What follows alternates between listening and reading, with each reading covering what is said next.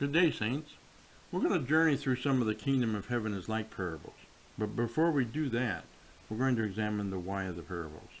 Jesus tells the parable of the sower, and his disciples ask him why he teaches this way. He answers and says to them, Matthew 13:11, because it's been given to you to know the mysteries of the kingdom of heaven, but to them it has not been given.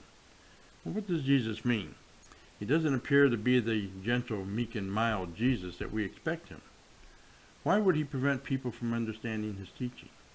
As a preacher and teacher myself, I want people to get my message. Is Jesus purposely shutting people out? It's interesting that Jesus begins to repeat Isaiah 6:9-10, which Matthew then inserts directly from Isaiah right below Jesus' words. I include them in the text and the online transcript for you to read later. Jesus tells them that to him who has, more will be given. But he who doesn't have, even what little he may have, will be taken away. And it's for this reason, he tells them, why he speaks in parables. Because as the Isaiah text reads, lest they should understand with their hearts and turn, so that I should heal them. It's almost like a dare. He dares you to check him out. The crowd has gotten numb to the word of God.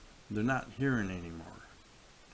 In fact, the only reason most are out in the wilderness listening to Jesus is because he's the next big craze, the next big spectacle.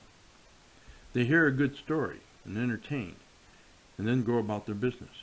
If truth smacked them in the face, they wouldn't know it. But his disciples, not just the apostles, but all true followers, aren't happy with just a nice story.